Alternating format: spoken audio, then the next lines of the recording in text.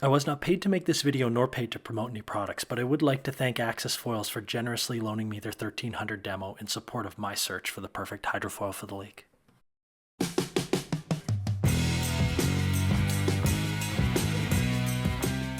I really didn't intend for the summer of 2020 to become my pursuit for the perfect hydrofoil, but once I broke a minute of flat water pumping, I wondered how much further I could go.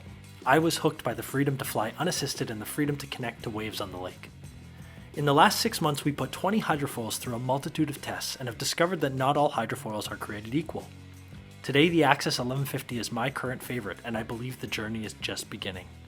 We've learned that we need to go bigger. Ideally, I'm seeking a higher aspect ratio, large area wing to unlock endless pumping.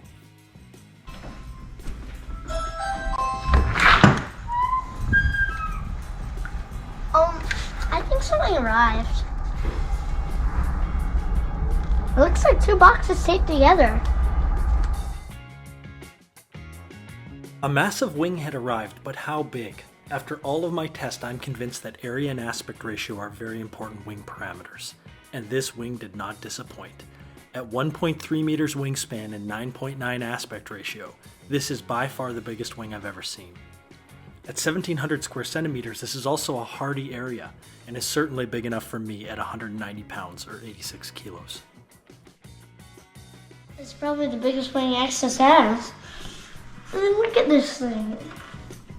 Pumping in the water, it would go very slow. No, very fast.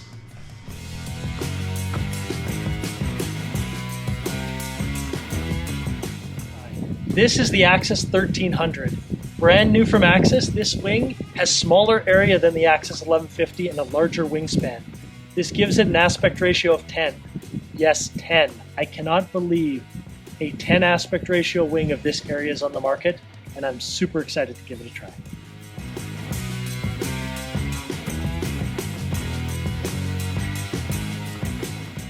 The Axis 1300 is the largest wingspan wing I've ever flown. The Axis 1150 is the wing that I've flown the most, with probably more than 50 hours in the last 6 months.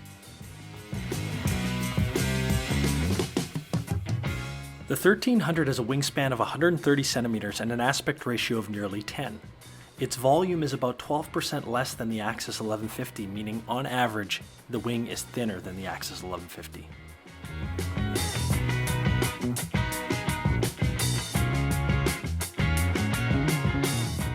During these bungee tests, I test the foil's pumping speed, gliding distance, and pumping duration. Because there's a consistent launch, I'm also able to test the low speed lift of the wing, as the bungee pull force is consistently between 90 to 100 pounds in all weather conditions I test. My most familiar wing is the Axis 1150, and I've launched this on the bungee with nearly a 90+% success rate over 100 times. I've paired the Axis 1300 with the standard fuselage, the 75cm 19mm thick mast, and the 460mm high aspect rear wing. This I've found to be a pumping machine, enabling me to pump the furthest with other front wings from Axis. Over the course of this bungee test, I'll try 16 launches with the Axis 1300. First, I'm going to show the low speed lift of the Axis 1300. I anticipated the low drag of the higher aspect ratio 1300 to have much better low speed lift performance than the Axis 1150. As you can see here, with 7 of my 16 launch attempts failing, this wing did not have as good of a low speed lift as the Axis 1150. For the pumping duration test, I launched the wing and typically pump the wing until exhaustion. This was my very first flight of the Axis 1300, so I had some learning to do.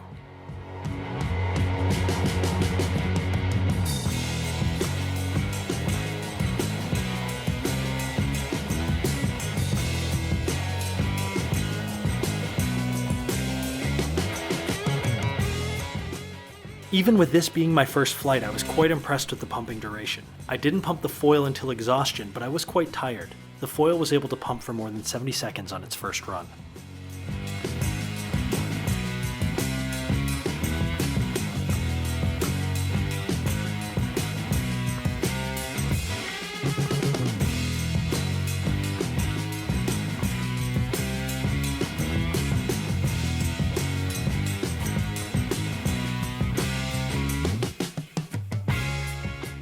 Once I felt like I found a good cadence and was able to pump the 1300 well, I pumped it a second time and was able to pump it for 91 seconds. These two pumping duration tests are key to me establishing a cadence and speed that feels right for the wing, and the 1300 performed extremely well. For the gliding test, I pump each foil up to its maximum pumping speed and start gliding at the beginning of a 30-meter course marked by a buoy. I tried this test 3 times with the Axis 1300 and immediately was impressed. The 1300 is a gliding machine.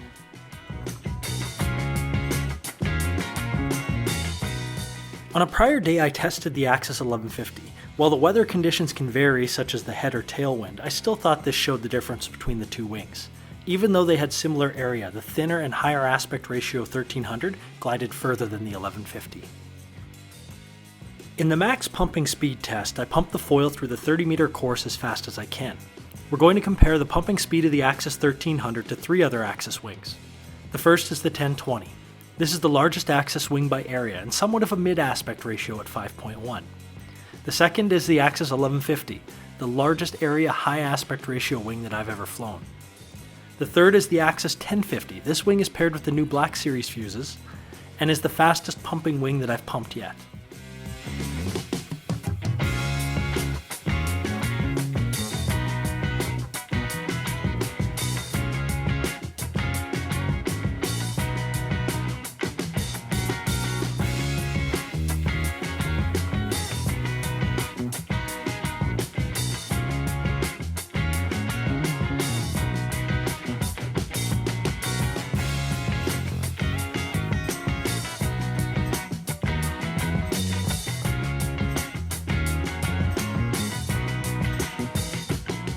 Each of these 4 tests were done on different days, so it's possible that the wind conditions affected the results.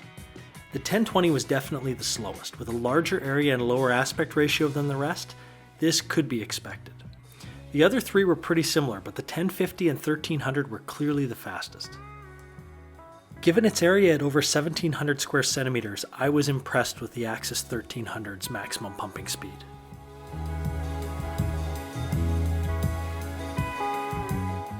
We took the 1300 out on the Wave Runner to test its performance on the lake. At 130 centimeters of wingspan, I expected the Axis 1300 to wake transfer relatively poorly, but I was wrong, it did it quite well. I've been able to glide a complete 360 with the Axis 1150 paired with the anhedral 390 rear wing. I tried to do this a few times with the Axis 1300 and wasn't able to do it. By the time the 360 is complete, I've lost so much speed that one stall-saving pump is needed to finish the 360, and the lack of low-speed performance might be why I wasn't able to do it. The Axis 1300 did not carve easily, but carved as expected for a wing of 130 centimeter span.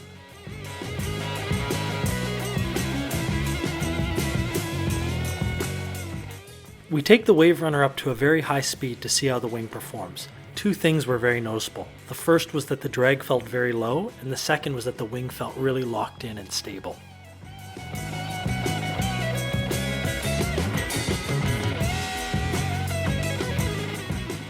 This was an interesting wing to pump. You can see the long glides I'm taking between each pump. Given this wing has low drag, I really could conserve energy between each pump, and I expected this to enable a very long pumping duration.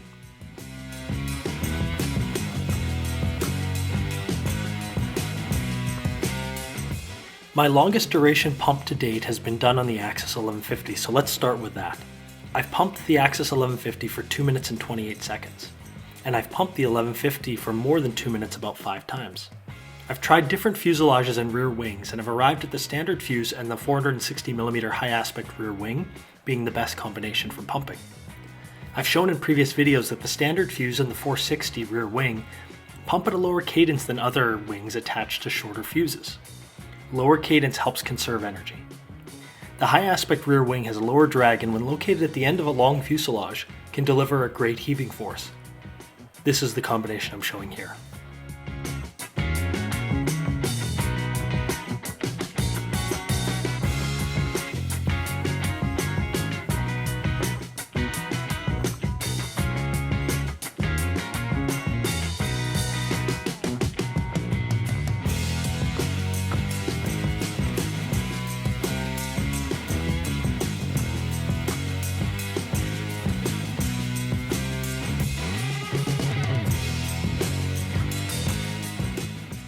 In this test, I pump until exhaustion. You can see I'm getting tired. At 2 minutes and 28 seconds, my test was over.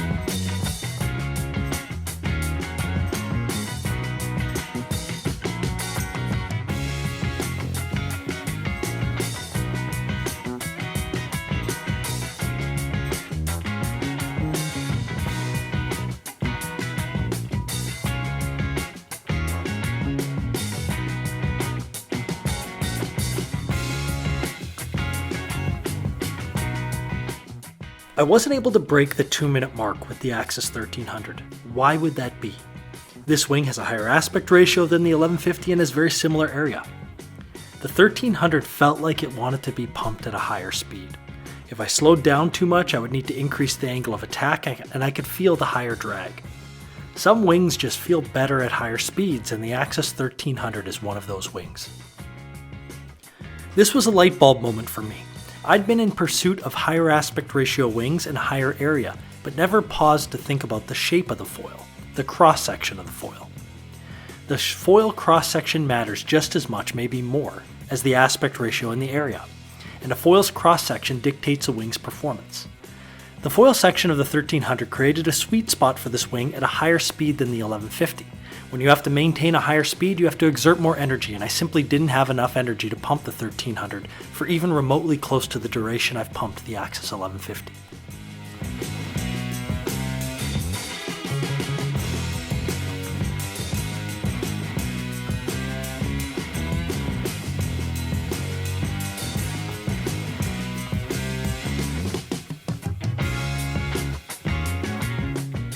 The Axis 1300 is a wing like no other. I've yet to see a wing with a 130 centimeter wingspan, so I was obviously excited to try this.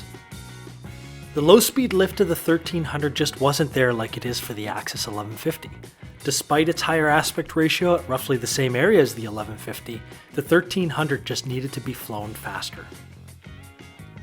The 1300 is fast, however. This wing has the highest max pumping speed of any wing I've tried. High aspect ratio reduces drag, plus this wing is thin, which further reduced its drag. At high speeds, the Axis 1300 felt locked in. I would anticipate this wing as a star at high speeds. Carving was challenging, but as expected for such a large wing at 130 centimeters of span. Every time I review a new wing, I learn something new. This time I learned something significant. Pumping for a long duration unlocks so much potential on the lake, from thieving wakes of passing boats to riding many wakes back from a watercraft. This wing was challenging to pump for a long duration.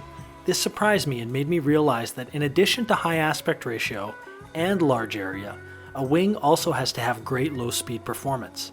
It is these three things that will unlock the perfect wing for the lake. And because the Axis 1150 has great low speed performance, it continues to be my favorite wing for the lake.